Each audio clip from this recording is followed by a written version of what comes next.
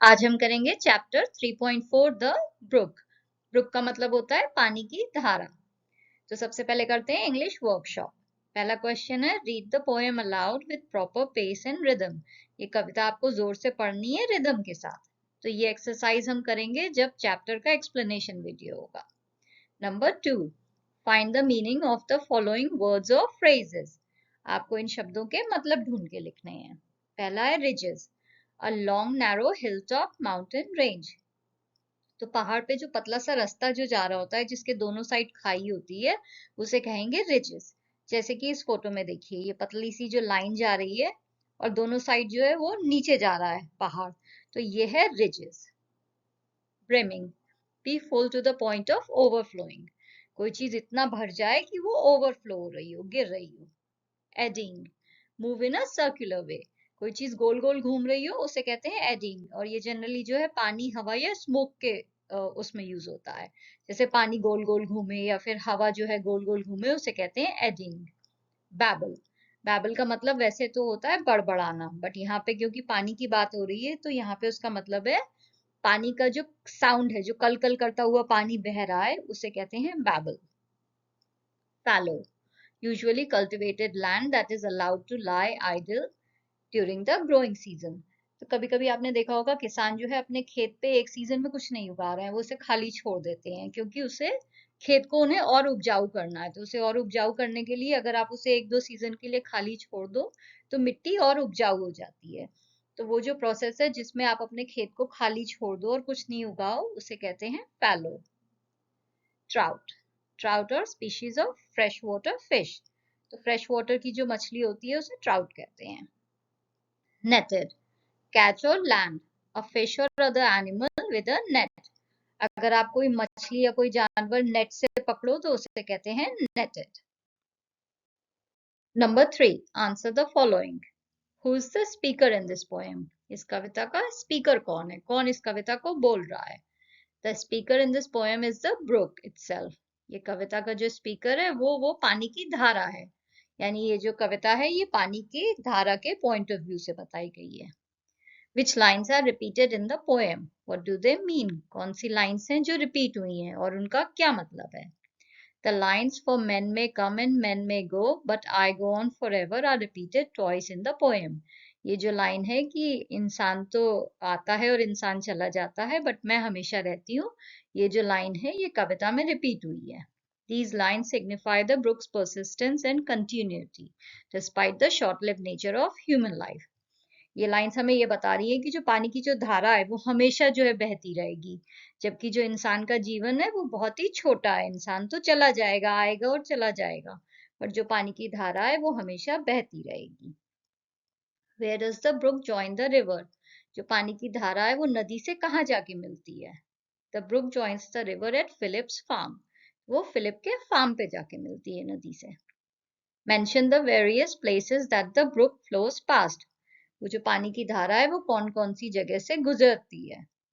The brook flows past several places, including places where Coote and Hearn live, a little town, several hundred bridges, many fields and fallow, ridges, valleys and many hills। तो वो जो पानी की धारा है वो बहुत सी जगह से गुजरती है। वो वहां से गुजरती है जहाँ कूटन हर्न रहते हैं। कूटन हर्न क्या है, ये वो चिड़िए हैं, माइग्रेटरी बर्ड्स। जैसे कि आपने देखा होगा हेरन, एग्रेट, ये सब जो है ये माइग्रेटरी बर्ड्स होती हैं। ये एक जगह से दूसरी जगह जो है सीजन में माइग्रेट होती हैं, चली जाती हैं उड़ के। तो वो चिड़िए जहाँ रहती हैं वहां से वो पानी की धारा गुजरती है।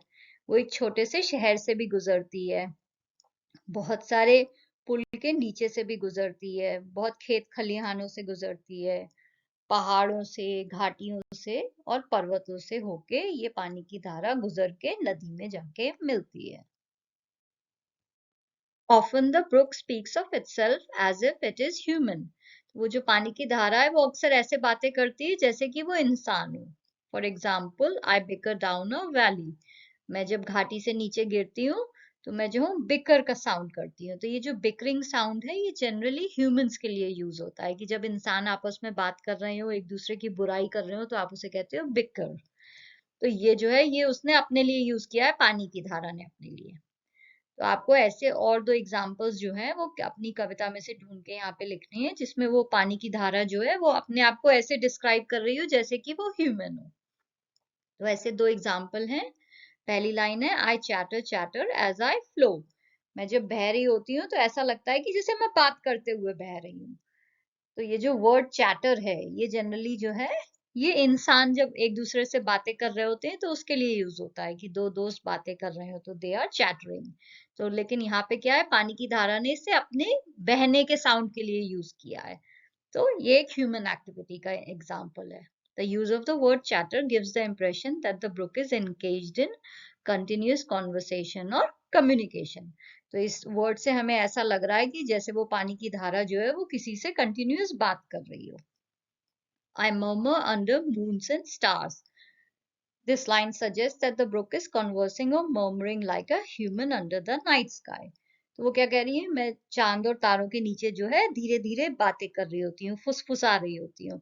तो यहाँ पे वो क्या कह रही है, जो फुसफुसाना, जो ह्यूमन जो एक दूसरे से धीरे धीरे धीमी आवाज में बातें करते हैं, तो वो कह रही है ऐसे ही मैं भी बातें करती हूँ चांद और तारों के नीचे। तो यहाँ पे भी ये एक ह्यूमन एक्टिविटी का एग्जाम्पल है। Spot and write any 3 alliterative phrases or sentences from the poem. Alliterative phrases, sentences are those in which the same sound is repeated. तो ऐसे phrase या sentence आपको poem में से लिखने हैं जहाँ पे sound repeat हो रहा हो, alliterative phrases. तो यहाँ पे 3 एग्जाम्पल है। पहला है to join the brimming river. यहाँ पे जो R का साउंड है वो रिपीट हो रहा है। By many a field and fallow. यहाँ पे F का साउंड रिपीट हो रहा है। I slip, I slide, I gloom, I glance. यहाँ पे S and G का साउंड रिपीट हो रहा है। Prepositions you find in this poem. इस कविता में जो prepositions यूज हुए हैं वो आपको लिस्ट बना के लिखने हैं। So what is preposition? Preposition is a word used before a noun or pronoun to mark its relation to the rest of the sentence. तो preposition वो word है जो noun या pronoun के पहले आता है और ये जो है ये sentence को connect कर रहा है, ये आपको बता रहा है noun या pronoun जो है उसका connection क्या है बाकी के sentence से। तो ये जो connection word है ये है preposition। जैसे कि I went to the beach, तो beach क्या है, noun है, तो the beach के पहले जो word आ रहा है वो है to। इससे आपको पता चल रहा है कि ये जो noun है इसका इस I went से क्या connection है कि मैं गया बीच पे। तो ये जो है ये है preposition, वो वर्ड जो सेंटेंस को कनेक्ट कर रहा है और आपको बता रहा है कि नाउन का कनेक्शन क्या है सेंटेंस के बाकी मतलब से। तो ये जो पोएम है ब्रुक, इसमें बहुत सारे preposition यूज हुए हैं, जैसे कि by, down, with, in, among, under, through, past, to, by, at, etc. तो ये सारे preposition जो हैं ये आपकी पोएम में यूज हुए हैं। Is the phrase which have the expression many are. आपको इस phrase जो है जहां जहां पे ये यूज हुआ है many are, इसकी लिस्ट बनानी है। तो ये phrase कहाँ कहाँ यूज हुआ है, many a curve my banks, बहुत सारे जो है नदी के किनारों से होते हुए। many a field and fallow, बहुत सारे जो है खेत खलियानों से होते हुए। many a fairy foreland set with willow weed and mallow, बहुत सारी जो है ऐसे फेरी लैंड के किनारों से भी वो गुजरती है पानी की धारा, जहाँ पे जो है ये विलो वीड और मैलो क्या है, ये पेड़ों की प्रजातियां हैं जो घास होती है, तो उस टाइप की घासें भी वहां पे उग रही होती है उस फेरी लैंड के पास। Many a silvery water break, बहुत सारे पानी के जो है सिल्वर रंग के झरनों से भी होता हुआ जो ये पानी की जो धारा है ये इन सब जगह से होती हुई गुजरती है। The poet uses words to create pictures or images in the reader's mind. ये जो कविता है इसमें कवि जो है वो ऐसे शब्द यूज कर रहा है जिससे आपके दिमाग में जो वो बता रहा है उसकी इमेज बन जाए, आपको लगे कि आप सच में वो देख रहे हो जो वो लिख रहा है। For example, and sparkle out among the fern, जैसे कि ये लाइन है, जब आप ये लाइन पढ़ोगे तो आपको ऐसा लगेगा कि आप सच में ये देख रहे हो। लाइन क्या है, and sparkle out among the fern, पेड़ पौधों के बीच में से चमकता हुआ। तो जब आप ये पढ़ रहे हो तो आपको लग रहा है सच में कुछ आपको पेड़ पौधों के बीच में चमकता हुआ दिख रहा है। Write down other lines that create images और पिक्चर्स इन योर माइंड, आपको और ऐसी लाइंस के एग्जाम्पल लिखने हैं कविता में से जिन्हें पढ़ के आपको ऐसा लगे कि जैसे आप वो पिक्चर देख रहे हो। तो ऐसी 3 लाइन के एग्जाम्पल हैं, I come from haunts of coot and hern. This line paints a picture of a serene and natural habitat where coots and herons reside, setting the scene for the brook's origin. ये जो line है ये ऐसा लग रहा है कि जैसे कविता ने पिक्चर ही पेंट कर दी है, जहाँ पे आपको दिख रहा है कि कितना खूबसूरत प्रकृति का दृश्य है, जहाँ पे चिड़िए रह रही हैं, कूट्स हैं, हेरन्स है, ये सारी चिड़िए रह रही हैं और यहाँ से जो है वो पानी की धारा स्टार्ट हो रही है. I chatter as I flow. This line creates an image of the brook continuously moving and making a sound like cheerful conversation or chattering. तो ये लाइन जब आप पढ़ते हो तो आपको ऐसी इमेज आपके दिमाग में आ रही है जैसे कि जो वो पानी की धारा है वो लगातार बहती जा रही है और जो साउंड है वो ऐसा लग रहा है जैसे कोई लोग जो है वो बहुत ही खुश होके बातें कर रहे हैं, तो बहुत ही खिलखिला के बातें हो रही हैं, ऐसा साउंड आ रहा है. To join the brimming river. This line evokes an image of the brook merging with a full and abundant river. तो ये लाइन जो है जब आप पढ़ते हो तो आपके दिमाग में ये चित्र आ रहा है कि वो जो पानी की धारा है वो एक बहुत ही बड़ी नदी से जाके मिल जा रही है. Write a short autobiography of a brook. आपको जो पानी की धारा है उसकी आत्मकथा लिखनी है. ऑटोबायोग्राफी यानी अगर आप अपनी कहानी खुद लिख रहे हो तो उसे कहेंगे ऑटोबायोग्राफी, और अगर आपकी कहानी कोई और लिखे तो वो होगी बायोग्राफी. तो जो वो पानी की धारा है उसकी ऑटोबायोग्राफी है. I am a brook born in the lap of the mighty mountains. मैं एक पतली सी पानी की धारा हूँ, मैं बड़े बड़े पहाड़ों के बीच में पैदा हुई हूँ. I start my journey from the slopes of the mountains where I am surrounded by coots and herons. मैं अपनी यात्रा जो है वो पहाड़ों की ढलान से शुरू करती हूँ जहाँ पे जो है बहुत सारी चिड़ियाँ रहती हैं, कूट्स और हेरन्स, ये सब जो चिड़ियाँ हैं ये वहाँ पे रहती हैं. As I flow down the valley, I become more energetic and noisier. जैसे जैसे मैं नीचे बहती जाती हूँ मैं मेरे अंदर और एनर्जी आ जाती है और मेरी आवाज भी तेज हो जाती है. I dance and jump with joy. मैं खुशी से नाचते हुए आगे बढ़ती हूँ. And my sparkling water reflects the sunlight as I flow among the ferns. और जब मैं जो हूँ पेड़ों के बीच में से गुजरती हूँ तो मेरी जो पानी है वो पानी जो है वो चमकता है सूरज की रोशनी से. I am ever so glad to help birds and animals by quenching their thirst. मुझे बहुत खुशी होती है जब मैं चिड़ियों और जानवरों की प्यास मिटाती हूँ. As I flow down the hills, I slip between ridges and flow by many villages. जब मैं जो हूँ पहाड़ियों से नीचे बहती हूँ तो मैं चोटियों के बीच में से फिसल के जो है कभी कभी किसी गांव में चली जाती हूँ, कभी किसी शहर में, कभी जो है बहुत सारे पुलों के नीचे से भी गुजर लेती हूँ. I curve around boulders and obstacles. अगर मेरे रास्ते में कोई बहुत बड़े पत्थर आए तो मैं उनके चारों ओर घूम के जो है आगे बढ़ जाती हूँ. Never giving up. कभी भी मैं रुकती नहीं हूँ. I teach men the lesson of perseverance, flowing energetically despite all obstacles. मैं इंसानों को सिखाती हूँ कि हमेशा दृढ़ रहना चाहिए, कितनी भी बाधाएं आए, कितनी भी प्रॉब्लम्स आए जो है आपको रुकना नहीं चाहिए. Finally, I join the river where I become peaceful and flow quietly. अंत में मैं जो हूँ नदी से मिल जाती हूँ जहाँ पे जाके जो है मैं शांत हो जाती हूँ और चुपचाप बहती हूँ. I am one with the river, but I am different from men. मैं नदी के जैसी हूँ पर मैं इंसानों से अलग हूँ.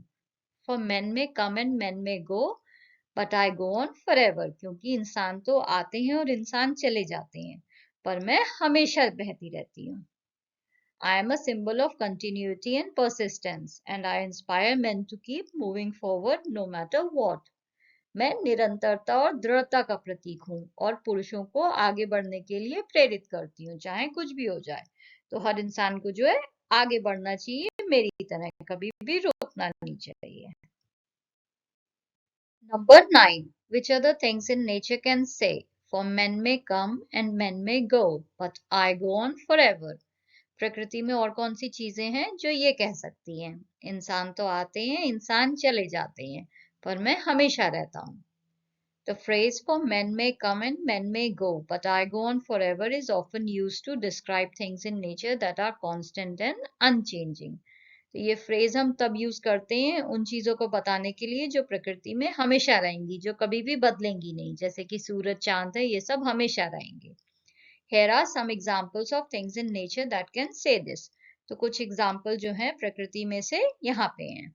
The sun, the stars in the sky, the mountains, the oceans, and the rocks. All these have been around for billions of years and will continue to exist for billions more. तो सूरज है, आसमान में तारे हैं, पहाड़ हैं, समुंदर हैं, पत्थर हैं, ये सब चीजें जो है ये करोड़ों सालों से दुनिया में है और करोड़ों सालों तक दुनिया में रहेंगी। तो ये सारी चीजें जो है ये भी कह सकती हैं कि इंसान तो आएंगे और इंसान चले जाएंगे, पर हम हमेशा रहेंगे। Use the internet, your school library, or other sources for the following activities. Try to find other nature poems. तो आपको इंटरनेट या स्कूल लाइब्रेरी की मदद से और पोएम्स के नाम लिखने हैं जो प्रकृति के ऊपर लिखी गई हों। तो कुछ पोएम्स की लिस्ट जो है मैंने यहाँ पे बनाई है। The waste land by T S. Eliot, the prelude by William Wordsworth, the love song of J. Alfred Prufrock by T.S. Eliot, The Road Not Taken by Robert Frost, The Second Coming by W.B. Yeats। ये सारी poem जो है ये nature के ऊपर है। Number 2, draw or collect landscapes that can be used as illustrations for this poem। आपको जो है या तो वो चित्र बनाने हैं या फिर इंटरनेट से देख के इकट्ठे करने हैं जो आप जो है इस कविता के लिए यूज कर सको, जिससे जो है आप ये इस कविता को डिस्क्राइब कर सको कि इस कविता में जो है पहाड़ों की बात हुई है, पर्वतों की हुई है, पेड़ पौधों की, पानी की। तो आपको ऐसे चित्रों का कलेक्शन करना है। तो यहाँ पे मैंने कुछ फोटोग्राफ्स इंटरनेट से निकाल के यहाँ पे लगाई हैं। जैसे कि ये जो है ये एक पानी की धारा बह रही है, यहाँ पे ये झरनों से होते हुए जा रही है, यहाँ पे पेड़ों के बीच में से गुजर रही है। तो आपको ऐसी फोटोग्राफ्स का कलेक्शन जो है अपनी बुक में करना है। Thank you for watching. अगर आपको कोई भी डाउट है या फिर कोई सजेशन है तो आप उसे कमेंट बॉक्स में लिख सकते हैं। Thank you.